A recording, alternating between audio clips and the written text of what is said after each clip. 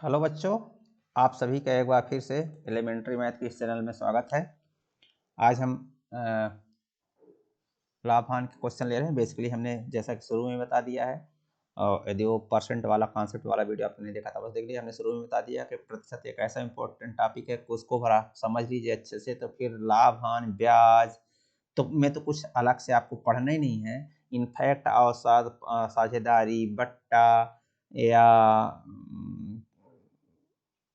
क्या कहते हैं कार्य समय, जहाँ भी प्रतिशत आता है, कार्य समय वाला इतने परसेंट ज़्यादा दक्ष है काम करने में, जहाँ भी प्रतिशत आता है वहाँ तमाम प्रतिशत का वो कॉन्सेप्ट काम आएगा जो मैंने ऐसा कॉन्सेप्ट बताया है।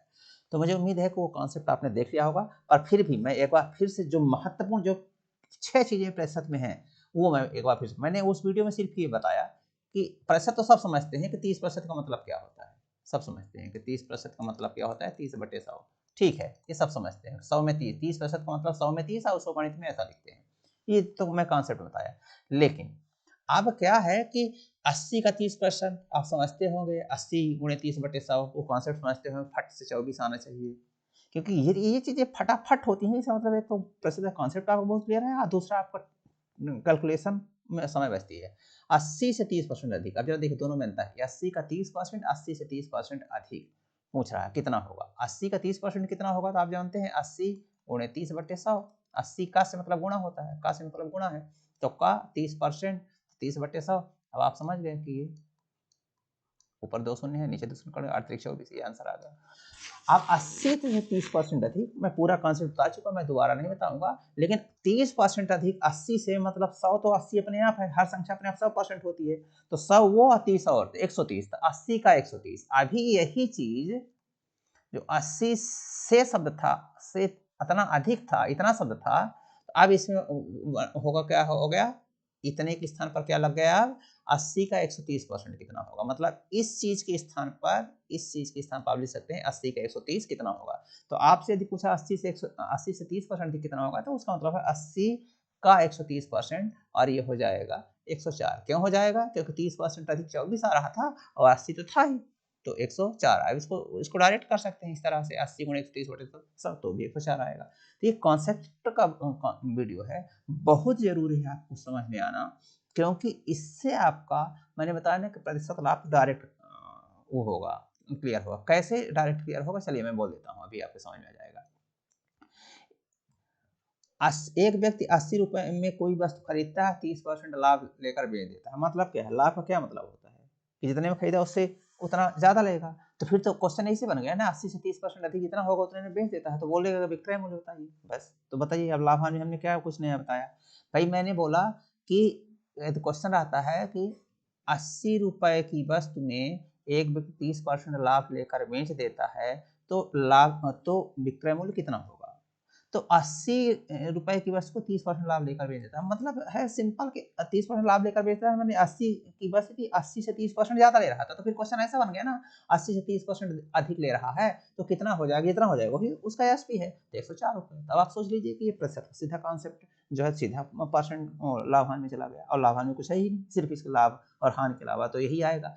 अब 80 से 30% कम, अब वही ठीक फिर से मैं बोल देता हूँ, 80 रुपए की वस्तु को एक व्यक्ति 30% हानि लेकर बेच देता है। हानि लेकर मतलब 80 रुपए में 30% कम करके बेच देगा, तो कितने में बेच दिया, तो कितना होगा, तो वही यह चीज है, ये चीज है कि 80 से 30% कम, मतलब 30% हानि लिया होता 80 रुपए की वस्तु में, तो इसका मतलब होगा कि 80 से 30% कम कितना होगा, जितना भी होगा उतने में वो बेच रहा है, तो मतलब वो एसपी निकल जाता है। तो आप समझ सकते हैं कि ये टॉपिक का कॉन्सेप्ट कितना ज्यादा है लाभ हानि में। तो ये 80 से 30% कम का मतलब है 80 का 70%, मैं डिटेल वीडियो डाल चुका हूँ, देख सकते हैं। 80 30% का मतलब 100 में 30 तो 70%, 100 में 30% का यानी 70% सीधा।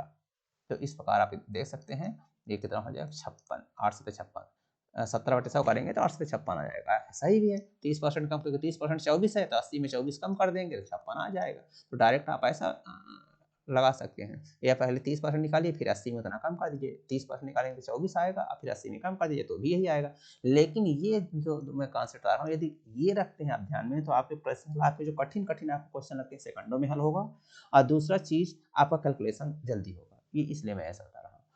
अब फिर कभी कभी आएगा कि 80-60 का कितने प्रतिशत है, कई स्थानों पर आएगी ये। तो 80-60 का कितने प्रतिशत है, का 64 में का लगा है, तो जिसमें का लगा होता है यानी जो आधार होता है उसको नीचे कर देते हैं, 64 से तुलना की जाए 64 को नीचे करेंगे और जिसकी तुलना की जा रही 80 की तो ऊपर रखेंगे और प्रतिशत में बदलना है तो 100 कर देंगे, बस ये प्रतिशत कितने प्रतिशत है।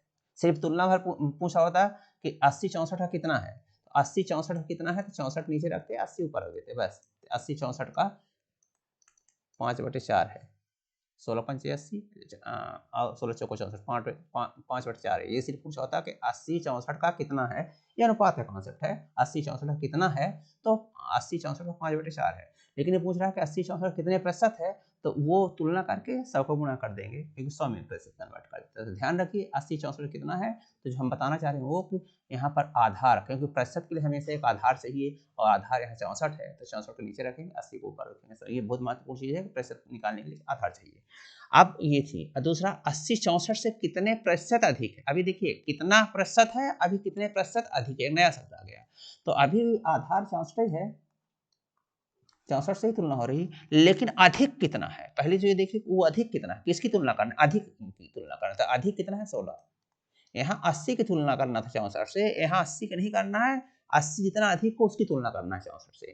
तो 80 64 से 16 अधिक है, 80 - 16 कर लेंगे तो 80 - 64 कर लेंगे, 16 अधिक है। तो तुलना 64 से होना है लेकिन उसके अधिक जो है 64 जितना अधिक है 16 है। अब फिर प्रतिशत में बदलना है तो ये 100 कर देंगे, 16 चौको 64 और ये 25 यानी 25% अधिक है। 80-64 से 25% अधिक है प्रतिशत में। लेकिन ये पूछा कि 80-64 से कितना गुना अधिक है, तो सिर्फ इतना निकालते क्योंकि वहाँ प्रतिशत नहीं पूछा जा रहा है।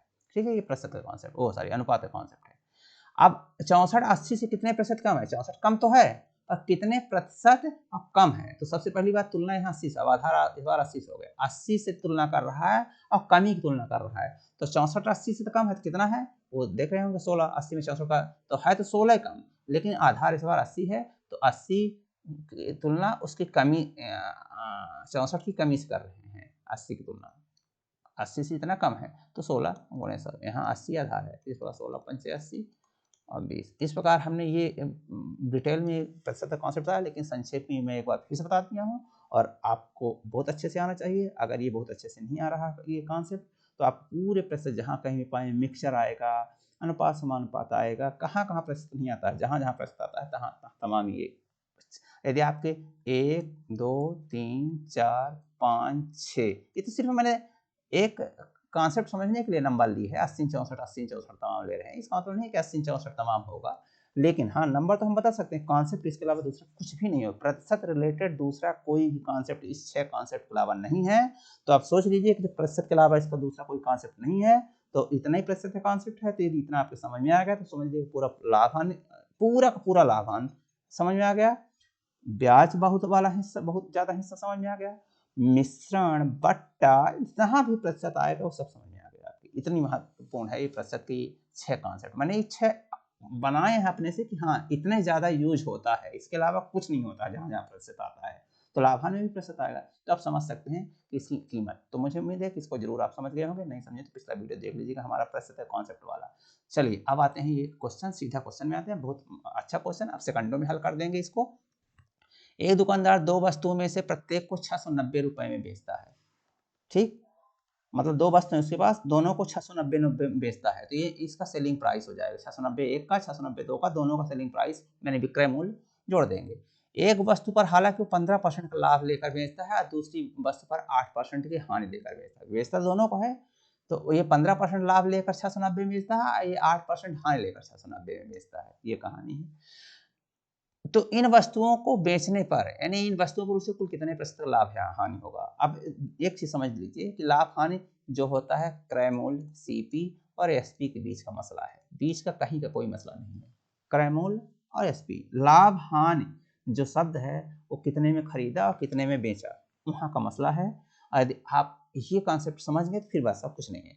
तो लाभ हानि निकालने के लिए आधार होता है, मतलब आधार यहाँ से तय होता है कि आपको लाभ हानि कितनी हुई। जैसे मान लीजिए 120 की वस्तु 140 में बेचा तो 20 रुपए फायदा हुआ, उसके लिए आधार क्या है 120 देख रहे हैं, 120 से ज्यादा मिला ना, इसलिए 120 रुपए कि बस 140 में बेचा तो 20 रुपये ज़्यादा मिला। किससे ज़्यादा मिला? 120 से, वही लाभ हो गया। तो ज़्यादा होना लाभ है और कम होना प्रतिशत में हानि है। तो इस प्रकार आपको ये कॉन्सेप्ट लाभ हानि का कुछ भी नहीं, सिर्फ इतना जानते हैं यदि आप क्या कि लाभ हानि प्रतिशत लाभ हानि क्रय मूल्य विक्रय मूल्य के बीच का मसला है। और लाभ बराबर जानते भी हैं शुद्ध लाभ, रुपये में लाभ पूछा जाए तो विक्रय मूल्य माइनस क्रय मूल्य होता है। प्रतिशत में हम आगे चल ही रहे हैं। और हानि भी लाभ और हानि के बीच में मसला है। अब ये भी जान लीजिए कि लाभ हो रहा प्रतिशत में तो मतलब क्रय मूल्य से उतने प्रतिशत ज़्यादा बेची गई है। जैसे क्रय मूल्य मान लीजिए 80 है तो 80 से 30% लाभ है, तो 80 से 30% ज़्यादा कितना होगा? जितना होगा ज़्यादा, वही अभी मैं बता भी चुका हूँ, वही क्या है इसका विक्रय मूल्य होगा। तो इस प्रकार ये कॉन्सेप्ट यदि आप समझते हैं तो फिर ये क्वेश्चन आपके बाएं हाथ का खेल है। चलो देखिए, एक वस्तु पर तो पहली वस्तु पर 15% लाभ लेते हैं सी। अब जरा देखिए, मैं अभी लिख रहा हूँ आपके परीक्षा के लिए कैसे लिखना है, मैं अभी डायरेक्ट लिख देता हूँ। 690 गुणे 100 बटे 115 और प्लस 690 गुणे 100 बटे 92। अब ये 20 पंचे 100, 23 पंचे 175, 23 तिया 69, 20 ये क्या होगा चौक पटा 25 चौको 100, 23 चौको 92, 23 तिया 69, तो ये 600 हो गया, ये 750 हो गया, गुणा है ना, तो ये 600 ये 750 अब प्लस हो जाएगा, तो 1350 आ गया। 1350 ये जो है तो ये क्रय मूल्य है। 1350 में दोनों वस्तुओं को खरीदा था। अभी कैसे हमने निकाल दिया, बस अब प्रश्न आप खत्म हो गया कि क्रय मूल्य निकल आया। अभी क्रय मूल्य दिए ही 690 प्लस 690, 690 प्लस 690 यानी 1380। ये विक्रय मूल्य, ये एसपी सीपी निकल आया और ये एसपी आपका दिए है। तो अब प्रतिशत लाभ हानि बता सकते हैं। वो तो क्वेश्चन यहीं पर खत्म हो गया। यदि आपने ये लिख दिया तो वहीं पर क्वेश्चन खत्म। बस कैलकुलेशन आया करना, जिसका जितना फास्ट कैलकुलेशन, कोई 10 सेकंड में कर सकता है, कोई 15 सेकंड में, कोई 20 सेकंड, कोई चाहे इसमें 5 मिनट लगा दे, 10 मिनट लगा दे, उससे बहुत अंतर नहीं पड़ता है। लेकिन आपको कैलकुलेशन तो करना ही पड़ेगा फास्ट, तभी निकलेगा। हाँ, कॉन्सेप्ट वाली चीज़ यहाँ पर है कि कैसे आया। तो चलिए बताते हैं कैसे आया। आप तो क्वेश्चन मैंने बोला सीपी निकाला, एसपी निकाला, तो खत्म हो गया। कैसे हुआ देख लेंगे। लेकिन बोल रहा है कि एक वस्तु पर 15% लाभ लेता है लेकिन बेचता 690 है। तो सीपी 15% लाभ मतलब सीपी से 15% अधिक, यानी सीपी का 115%। अभी मैं बताया हूँ, ये इज इक्वल टू 690 ये। और दूसरी वस्तु को हानि लेता है लेकिन दूसरी वस्तु के लिए सीपी का 8% कम पर बेचता है, यानी 92%। 100 में 8 कम, 8% कम यानी 92%। 15% लाभ लेता है यानी 15% ज़्यादा मिलता है। तो सीपी का 15% ज़्यादा यानी सीपी का 115%। सीपी में 8 हानि लेकर बेचता है यानी 8% हानि लेता है, तो सीपी में 8% कम यानी सीपी का 92%। ये भी बेचता है 690 में दोनों। ये हो गया। अब आप जानते हैं कि ये क्या होगा, 115/100, तो 100 इधर गुणा हो जाएगा, यही लिखा है 690। अब आप देखें, फिर से मैं इसको मिटा देता हूँ।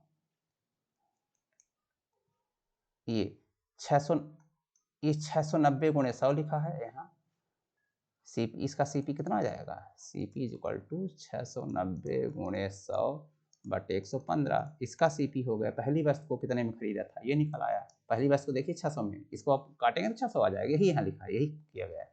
और दूसरी वस्तु का सीपी मैंने दूसरी वस्तु कितने में खरीदा, तो ये 690 है, 92/100 होगा, तो 100 इधर गुणा हो जाएगा। अब 92, तो इसको काटेंगे तो 750, ये इसको काट पीट करेंगे तो ये 25 या 50 750, तो ये 600 आया था, ये 750 आया था दूसरी वस्तु सीपी, तो कुल मिलाकर 1350। आप देख सकते हैं कि यदि आपका कॉन्सेप्ट क्लियर है तो आपके, अब मैं ऐसा क्यों लिखा ये बता देता हूँ। यदि आपका कॉन्सेप्ट क्लियर है तो ये प्रश्न पढ़ते ही आपके दिमाग में ये चला जाएगा, इतनी सी चली जाएगी, इतनी, ये लिखने की जरूरत नहीं होगी किसी सूरत में, ये आपके दिमाग में चली जाएगी।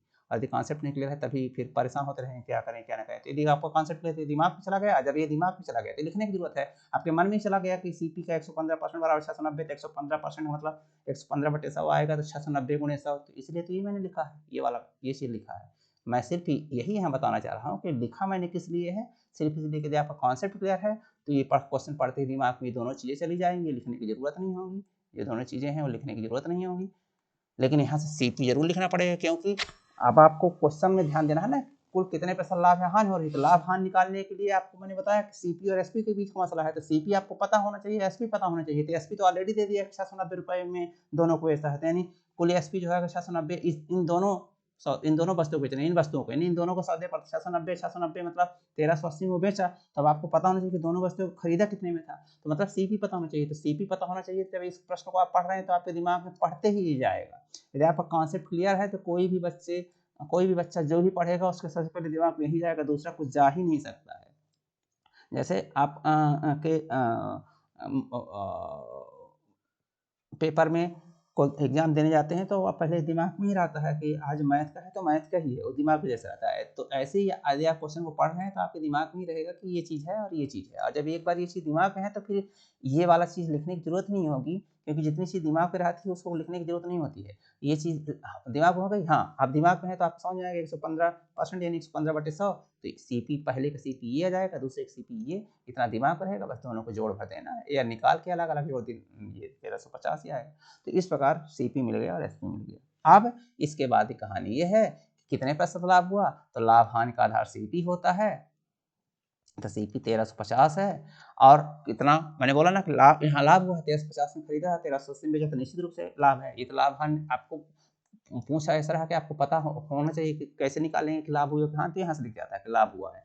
लेकिन अब लाभ जो होता है सीपी से कितने प्रतिशत ज्यादा है, लाभ प्रतिशत पूछ रहा है, प्रतिशत लाभ, तो सीपी से जितना प्रतिशत ज्यादा एसपी होगा तो वही लाभ होता है। सीपी से जितना प्रतिशत ज्यादा, तो कहने का मतलब क्या है कि 1380 जो एसपी है वो 1350 से कितने प्रतिशत ज्यादा है। अभी मैं यही कॉन्सेप्ट बताया, कितने प्रतिशत ज्यादा है या अधिक है।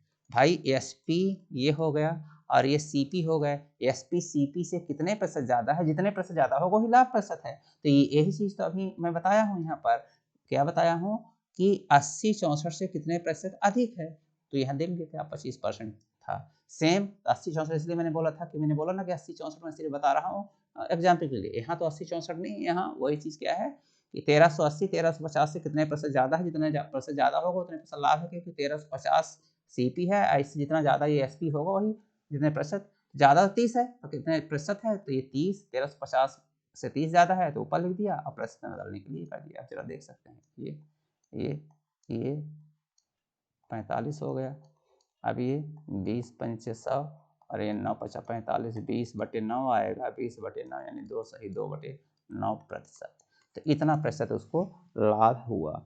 इस प्रकार मुझे उम्मीद है कि मैं प्रतिशत के कॉन्सेप्ट को फिर से एक बार पूरा रिपीट कर दिया हूँ, और ये क्वेश्चन मैं सिर्फ इसलिए बताया कि प्रतिशत लाभ हानि ये देखने में नॉर्मली बच्चों को कठिन लगता है क्वेश्चन, लेकिन कॉन्सेप्ट क्लियर है तो कोई भी क्वेश्चन पढ़ते ही आधा दिमाग में हल हो जाता है, क्योंकि कॉन्सेप्ट क्लियर से दिमाग में सब चला जाता है। ये क्वेश्चन मुश्किल से आपको 30 से 40 सेकंड का है, मतलब सिर्फ आपको ये वाला सेक्शन करना है, इसको कैलकुलेट करना है, इसको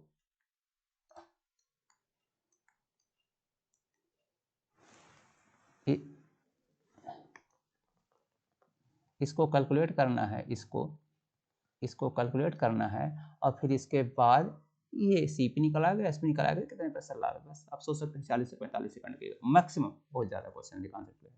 तो इस प्रकार मुझे उम्मीद है कि ये वीडियो आपको अच्छा लगा होगा। कैसा लगा कमेंट बॉक्स में बस लिखिए, और यदि आप उस चैनल में नए हैं तो सब्सक्राइब कर लीजिए। बहुत बहुत धन्यवाद।